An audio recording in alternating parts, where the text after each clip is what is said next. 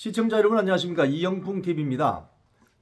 어제 그 황우여 전 의원이 국민의힘 또 비대위원장, 비대위원장이 됐죠. 이분을 이제 비대위원장으로 모셔왔는데 여기에 대해서 반응들은 좀 괜찮아요. 뭐 나경원 서울 동작을 당선자는 거의 만장일치로 추대했습니다. 안철수 의원도 무난한 인선이다. 뭐 이렇게 했는데, 앞으로 이제 당선자 총회 결정에 따라서 국민의힘은 이제 상임 정국위를 열고 며칠 뒤에 이제 5월 2일이죠. 전국위원회가 소집되어서 의결이 됩니다. 그러면 이 비대위원장 임명안이 통과되고 황우여 전 의원은 이제 비대위원장이 되는 거죠. 그래서 여름에 있을 전당대회 전까지 한 두 달 정도 비상대책위원회를 관리하게 되는 임무를 맡게 됩니다. 자, 여기서 지금 이제 나오는 전망들이 황우여 비대위원장은 관리형, 그러니까 당대표를 뽑는 전당대회 올 여름에 있죠. 뭐 6말 7초 좀 있을 것 같은데요. 그 전당대회에서 대회까지 한 달에서 한 달 반, 뭐 한 달에서 한 달 반, 그죠? 한 두 달, 뭐 길으면 두 달 정도. 이 국민의힘을 관리하는 관리형 비대위원장으로 갈 것이다. 이렇게 이제 전망이 되고 있는데, 여기서 이제 최대 난제가 있다고 합니다. 최대 난제. 뭐냐면 당 대표를 어떻게 뽑느냐. 당 대표를 어떻게 뽑느냐. 이걸 가지고 지금 당선자들, 영남권 의원, 수도권 당선자들, 수도권 낙선자들 등등이 다 지금 여러 가지 다양한 목소리를 내고 있는데, 저마다 당원 100% 지금 당 대표를 선출하려면 국민의힘은 당원 100%로 하게 되어 있습니다. 자, 당원은 책임 당원 있고 일반 당원 있죠. 당비를 내는 사람들.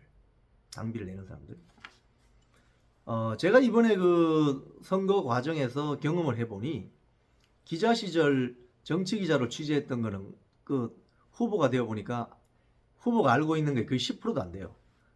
정치 기자들은 사실 모르는 게 많습니다. 특히 당원 관련 부분은 이 기자들은 알 수가 없죠.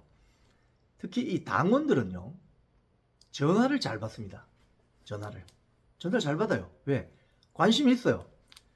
지금 당원들이 보면은 국민의힘은 책임 당원이라고 부르고요, 민주당은 권리 당원이라고 부르고, 정의당은 진성 당원이라고 부릅니다.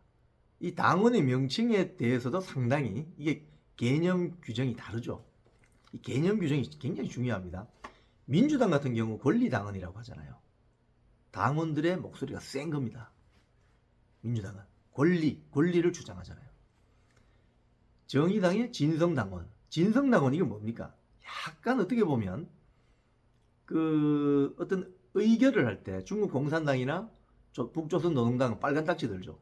이런 뉘앙스가 나죠. 진성당원. 저자가 우리 편일까 아닐까, 이걸 굉장히 가려내는 어떤 그런 뉘앙스가 있습니다. 그 당의 분위기를 알 수 있는 거죠. 근데 국민의힘은 책임 당원입니다. 저도 그 선거 과정에서 많이 느꼈는데, 국민의힘에 있는 책임 당원들은 어떻게 보면 제가 개인적으로 느낄 때는 굉장히 성실하게 하루하루를 살아가는 사람들이 많아요. 직접 만나보면 어떤 자영업을 하는 사장님이거나 또는 뭐 평범한 직장인인데, 일단 결정사항에 대해서 말을 잘 듣고 수능적이고 성실하고 이런 분들이 많아요. 제가 만난 분들은 민주당의 권리당원하고 좀 다르죠. 민주당의 개딸 같은 거 국민의힘에 있습니까? 지금 없잖아요. 그런 측면에서 권리당원이라는 개념과 책임당원이라는 개념이 확연히 구분됩니다, 이 말입니다. 예? 무슨 말씀인지 아시겠죠? 그런데 이 책임당원이라는 걸 이제 너무 책임을 이렇게 지우면은 당원들이 자율성이 떨어지고 자기 주장을 하기가 어려워집니다. 민주당은 권리당원 하니까 개딸 같은 전체주의 세력들이 막 몰고 다니면서 이재명 당대표 만들고, 또 이번 공천할 때도 어떤 그 개딸들이 표적이 되면은 공천을 받지 못하는 이런 일들이 있잖아요. 근데 국민의힘에는 그런 분위기가 있느냐? 별로 없는 것 같아요. 왜? 당원들이 너무 충직하고 성실하기 때문에. 말을 잘 들어요. 쉽게 이야기하면은 당의 결정에 말을 잘 듣는 사람들이 많다. 이 보수당을 지지하는 사람들이 대체적으로 그런 성향이 있는 것 같아요. 하루하루를 열심히 살아가는, 자기가 처해 있는 상황에서 이런 분들이 많은 것 같아요. 근데 이분들이 전화를 잘 받습니다. 그렇기 때문에 여론조사를 하게 되면 이분들의 의견이 많이 수용이 됩니다. 전화를 잘 받으니까. 여론조사 전화해야 되잖아요. 그렇잖아요. 만나서 할 수는 없는 거 아닙니까? 전화를 잘 받는 게 당원입니다. 일단 일반 국민들요, 전화 잘 안 받습니다. 왜? 모르는 번호나 자기가 살고 있는 지역이 아닌 다른 지역 번호로 전화가 오면 요즘 보이스피싱 어떤 두려움 때문에 잘 안 받아요. 그렇습니다. 그래서 당원들을 누가 많이 확보하고 있느냐가 어떤 총선 예비 후보자들의 어떤 여론조사 또는 여러 가지 선거에서 굉장히 중요한 어떤 핵심적인 요인으로 작용합니다. 자, 그런데 이 국민의힘이 지금 현재 당 대표를 뽑을 때 당원 100%로 한다는 규정이 있다는 거예요. 자, 그러면 제가 며칠 전에 말씀드린 것처럼 국민의힘의 당원 대부분은 어디 있느냐? 영남에 있습니다. 영남에.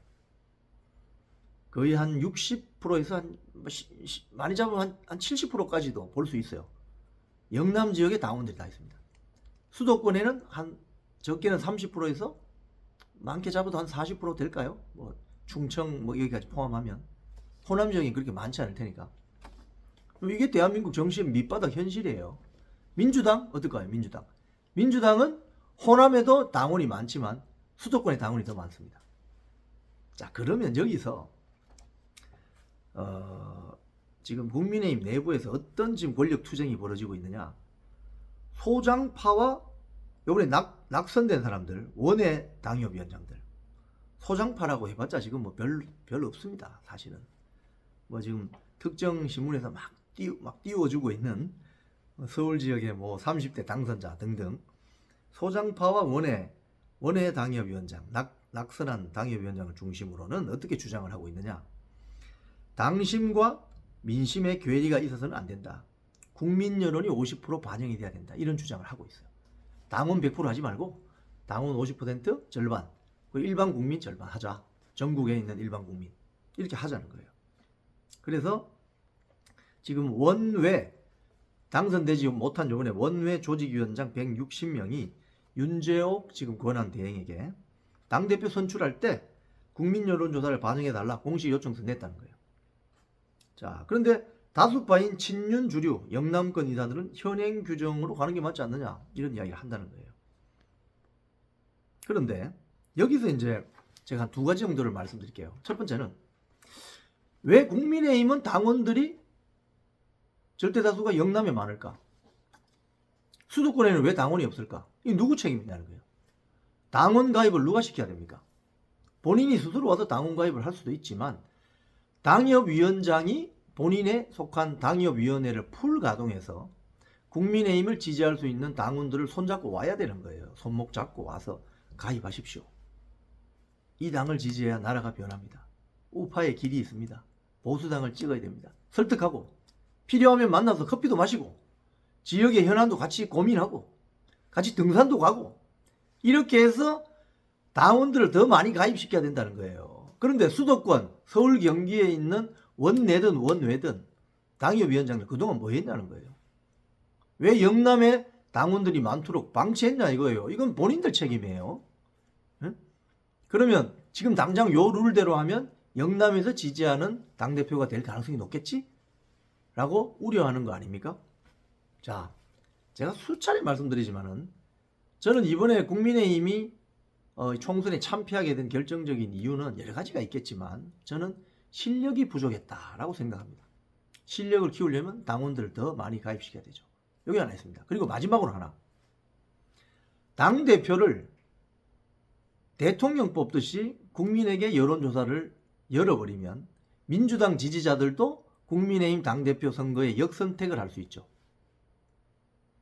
정당이라는 게 뭡니까? 집권을 위해서 모인 정치 결사체잖아요. 집권을 위한 정치 결사체. 그렇다면 당원들이 똘똘 뭉쳐서 당대표를 뽑는 게 맞죠. 이영풍 TV였습니다.